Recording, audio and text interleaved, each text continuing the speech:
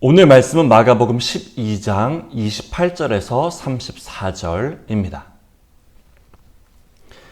서기관 중 한 사람이 그들이 변론하는 것을 듣고 예수께서 잘 대답하신 줄을 알고 나와 묻되 모든 계명 중에 첫째가 무엇이니까?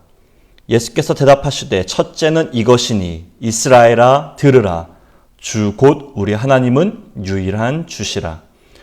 내 마음을 다하고 목숨을 다하고 뜻을 다하고 힘을 다하여 주 너의 하나님을 사랑하라 하신 것이요. 둘째는 이것이니 내 이웃을 내 자신과 같이 사랑하라 하신 것이라. 이보다 더 큰 계명이 없느니라. 서기관이 이르되 선생님이여 옳소이다. 하나님은 한 분이시오. 그 외에 다른 이가 없다 하신 말씀이 참이니이다.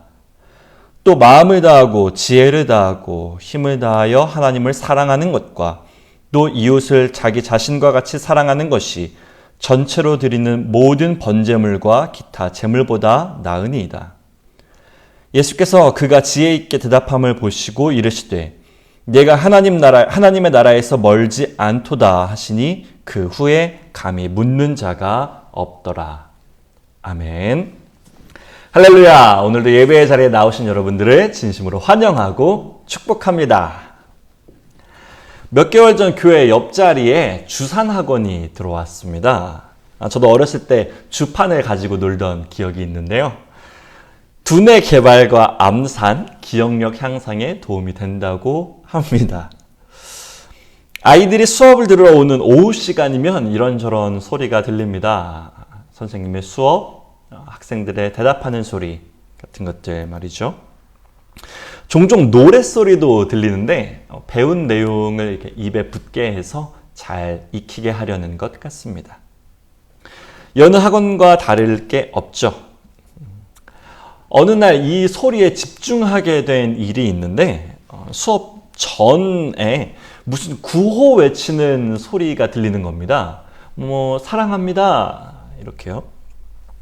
주산학원에서 사랑합니다. 좀 특이하죠? 궁금해서 여쭤봤더니 원장 선생님께서 웃으면서 가르쳐 주셨습니다. 이런 내용이었는데요. 나는 박승용입니다. 나는 나를 사랑합니다. 나는 나를 믿습니다. 승용아, 파이팅! 네. 수업 전에 이렇게 자신감을 불어넣고 주의를 환기시키려는 일종의 자기훈련이라고 합니다. 참 특이하면서도 좋다고 생각했습니다. 나는 나를 사랑합니다. 누군가는 지금을 혐오의 시대라고 합니다. 사람들과의 공존이 아니라 남을 미워하고 그것을 부추기고 심지어 미디어나 SNS 등을 통해 남들과 비교되는 자신을 보면서 스스로를 비하하고 자책하는 그런 혐오의 시대를 살고 있다고 말입니다. 코로나19로 우리 사회와 전 세계가 서로 민감해지면서 인종차별성 증오 범죄도 늘어나고 있다 하죠. 이런 세대를 살고 있는 그리고 살아가야 하는 아이들에게 자기 스스로를 사랑하고 그 사랑을 바탕으로 친구와 이웃을 사랑하도록 지도하는 것이 책임감 있는 어른들의 자세, 역할이라 생각합니다. 오늘 설교의 제목은 사랑하니입니다. 말씀을 통해 예수님의 마음과 음성 듣는 시간 되시길 축복하겠습니다. 다시 한번 말씀 보겠습니다. 본문 29절, 30절입니다.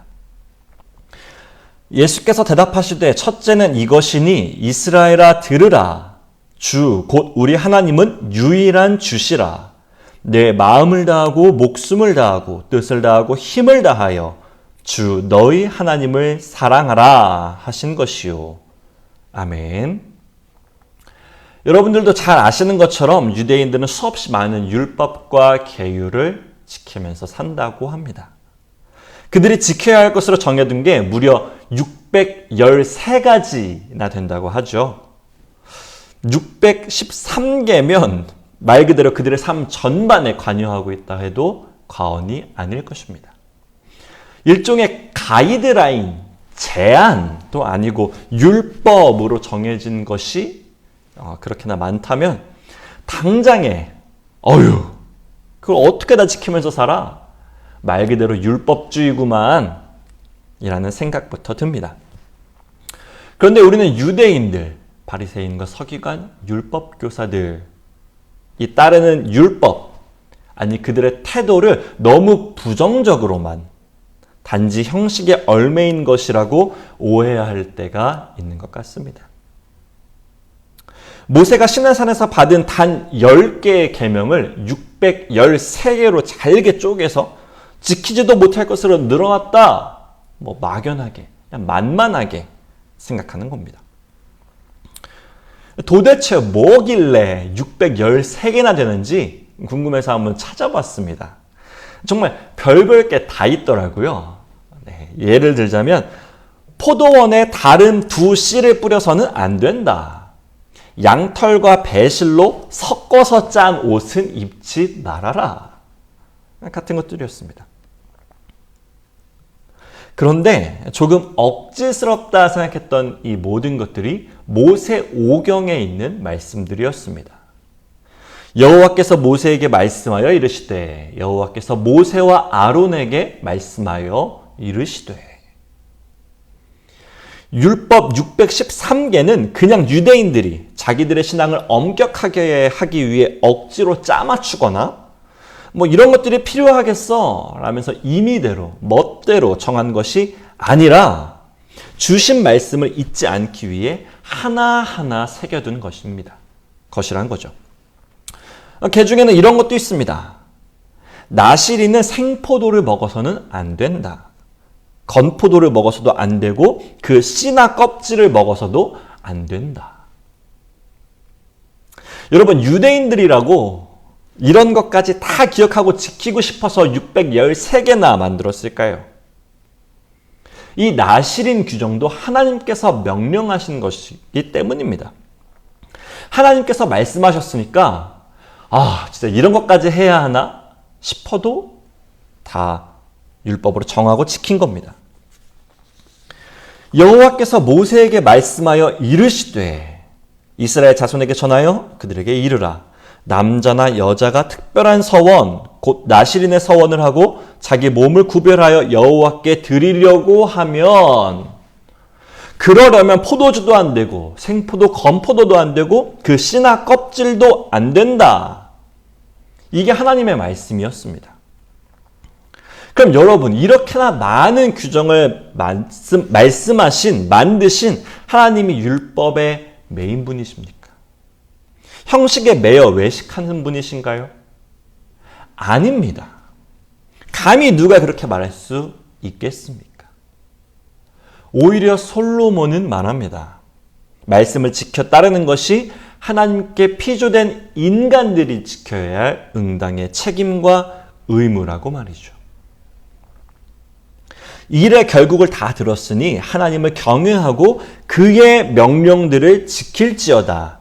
이것이 모든 사람의 본분이니라. 아멘. 그렇다면 하나님은 왜 이렇게까지 하셨을까요?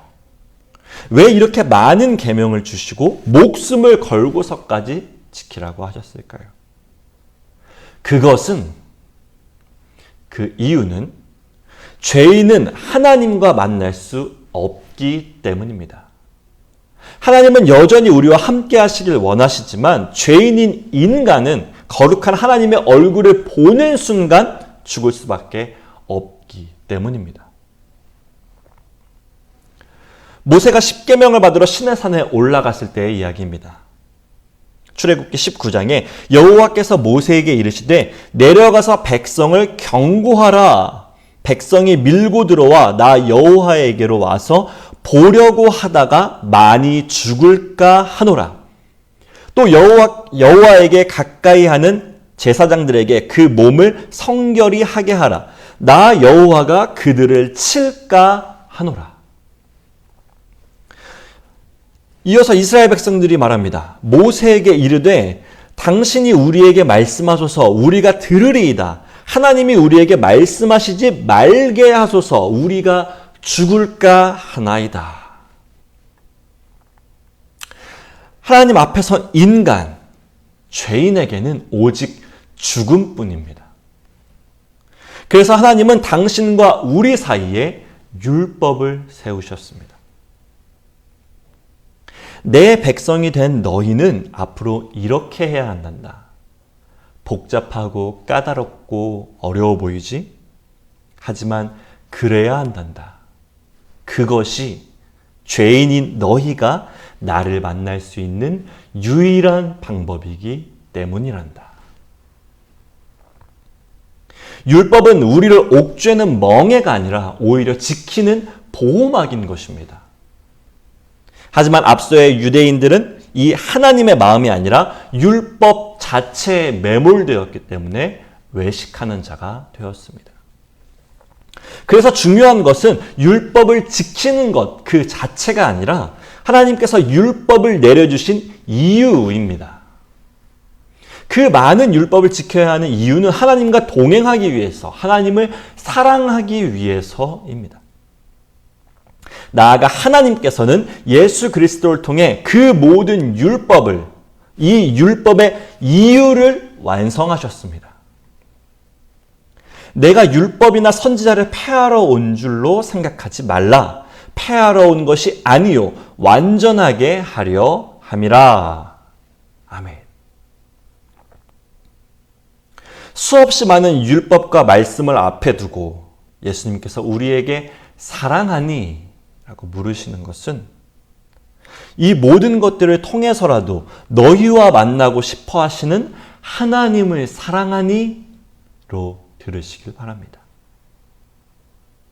태초에 아담과 하와의 범죄함 이유, 인간은 죽을 수밖에 없게 되었습니다.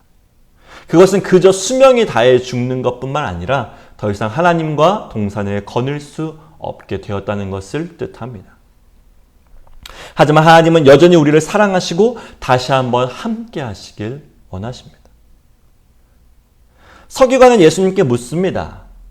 우리에게 이렇게 많은 율법들이 있는데 그 중에 어떤 것이 가장 크겠습니까? 예수님은 대답하십니다. 그 계명들 중에서가 아니라 하나님을 사랑하는 것이 가장 크다. 이것이 모든 것의 시작이다.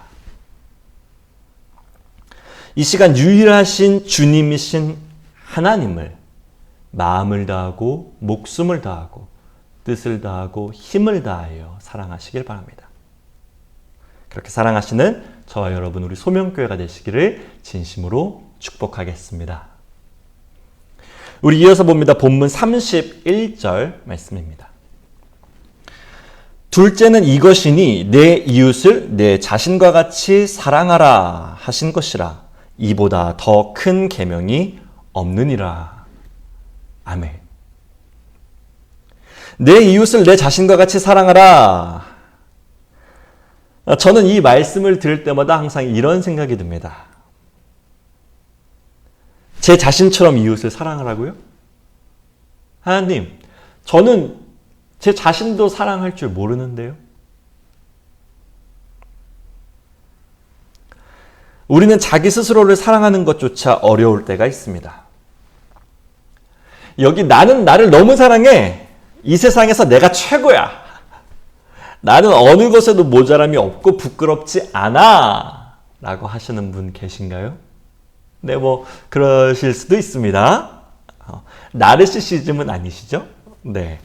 하지만 성경이 말하는 사랑, 그리고 자기 사랑은 그런 것이 아닙니다. 앞서도 말씀드렸지만 우리가 살고 있는 이 혐오의 시대는 자기 자신마저도 부끄럽고 혐오스러운 존재로 만듭니다. 나보다 잘난 사람들, 멋지고 행복해 보이는 사람들과 비교도 되고 반복되는 실수와 무능에 실망할 때도 많은 것이 우리입니다. 이웃을 사랑하기에 앞서, 아니 그러기는커녕 내 자신, 나를 사랑하기조차 어렵습니다.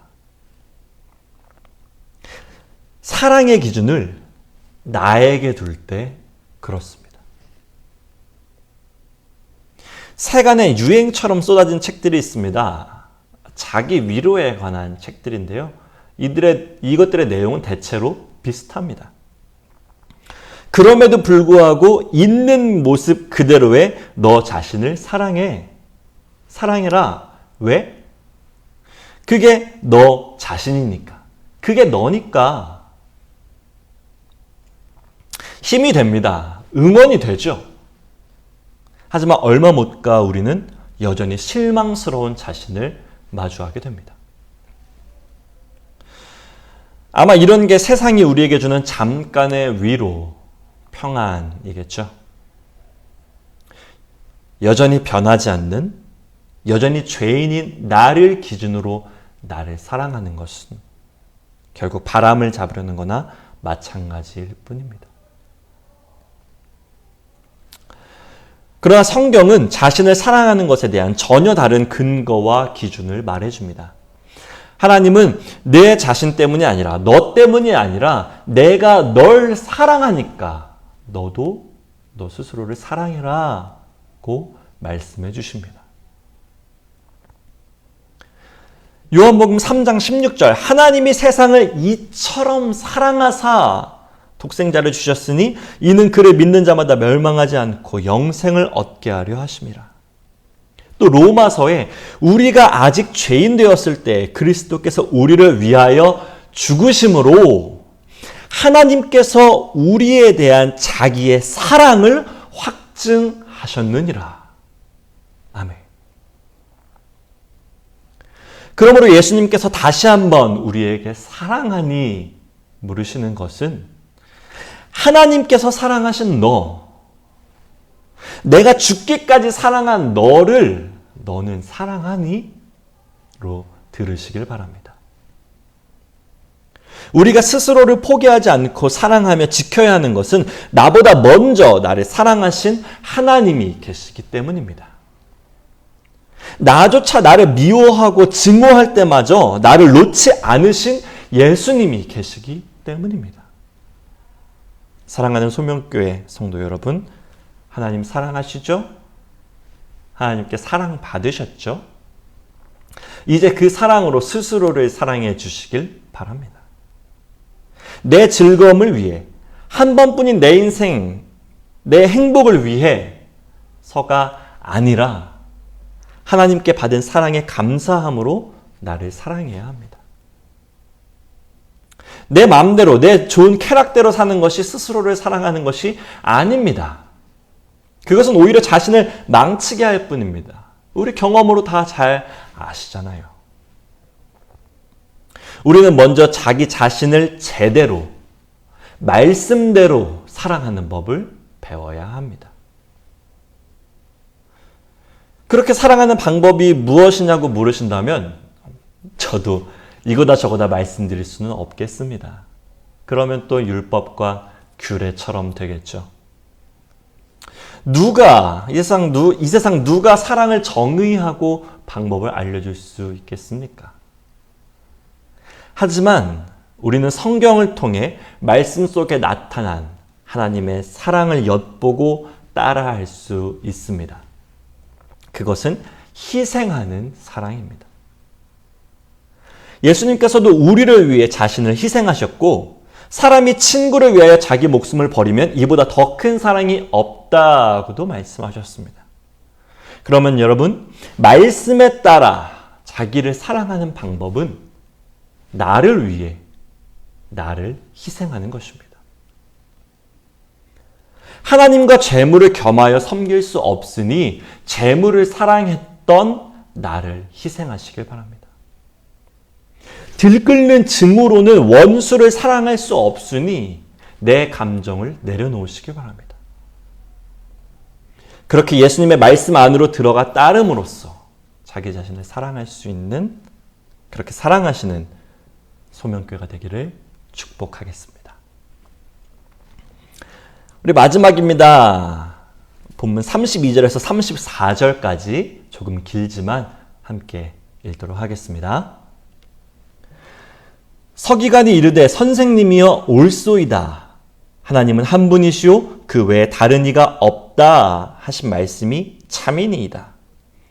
또 마음을 다하고 지혜를 다하고 힘을 다하여 하나님을 사랑하는 것과 또 이웃을 자기 자신과 같이 사랑하는 것이 전체로 드리는 모든 번제물과 기타 제물보다 나으니이다. 예수께서 그가 지혜 있게 대답함을 보시고 이르시되 내가 하나님의 나라에서 멀지 않도다 하시니 그 후에 감히 묻는 자가 없더라. 아멘. 하나님을 사랑하고 그분께 받은 사랑으로 자신을 사랑하게 되신 여러분, 이제 우리는 나를 사랑하는 것과 같이 우리의 이웃을 사랑해야 합니다. 하나님께 받은 사랑으로 자신을 사랑하는 것을 통해 행복해질 수는 있으나 살 수는 없기 때문입니다. 그것만으로는 하나님 나라에 가까워질 수 없습니다. 하지만 예수님께서는 분명히 말씀하십니다. 서기관에게 이렇게 말씀하셨죠. 하나님과 내 이웃을 내 자신과 같이 사랑하라. 내가 하나님 나라에서 멀지 않았다. 병행 구절인 누가복음에서는 더욱 분명하게 말씀해 주십니다. 예수께서 이르시되 내 대답이 옳도다. 이를 행하라. 그러면 살리라. 아멘. 예수님께서는 내 자신과 같이 이웃을 사랑하라고 하십니다. 자신을 사랑하는 것에 여러 가지가 있겠으나 앞서 주신 말씀처럼 자신을 희생하는 것으로 자기를 사랑했다면 이웃을 사랑하는 방법 또한 이제 희생하는 것입니다. 이웃을 사랑하기 위해 희생해야 할 것이 무엇일까요? 재물, 시간, 감정, 관심, 바로 자기 자신입니다.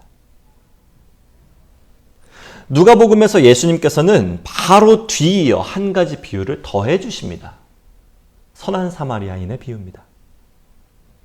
이야기를 다 마치시고 예수님께서 물으십니다. 누가 강도 만난 자의 이웃이 되겠느냐? 자비를 베푼 자입니다. 너도 가서 이와 같이 하라. 유대인들과 사마리아 사람들은 원수지간입니다. 그럼에도 불구하고 예수님께서는 그렇게 하라고 하십니다. 그것이 하나님을 닮아가는 예수님께서 베푸신 사랑의 방법이기 때문입니다. 너희가 만일 너희를 사랑하는 자만을 사랑하면 칭찬을 받을 것이 무엇이냐? 죄인들도 사랑하는 자는 사랑하느니라. 끝으로 예수님께서 사랑하니 물으시는 것은 내가 너에게 그랬듯이 너도 너를 희생하는 것으로 이웃을 원수까지도 사랑하니? 입니다. 이웃을 위해 재물과 시간을 드리는 것, 많은 이들이 그렇게 합니다. 예수님을 믿지 않는 사람들도 봉사하고 베풀죠. 하지만 예수님은 그것을 넘어 자기를 닮아 사랑하라고 하십니다. 죄인과 원수를 향한 내 마음, 내 감정, 내 분노까지도 내려놓고 그들을 사랑하라고 하시는 것입니다. 어렵습니다. 어렵죠. 이건 사실상 불가능에 가깝다고 할 만합니다. 하지만 예수님께서는 또한 힘주어서 말씀해 주십니다. 오직 너희는 원수를 사랑하고 선대하며 아무것도 바라지 말고 꾸어주라. 그리하면 너희 상이 클 것이요 또 지극히 높으신 이의 아들이 되리니 그는 하나님은 은혜를 모르는 자와 악한 자에게도 인자하시니라. 아멘. 말씀을 정리하겠습니다. 부활절 이후 우리는 계속해서 예수님의 마음을 살피고 닮아가기 위해 노력해왔습니다. 안녕하니? 기도하니? 믿고 있니? 용서하니? 함께하니? 그리고 사랑하니?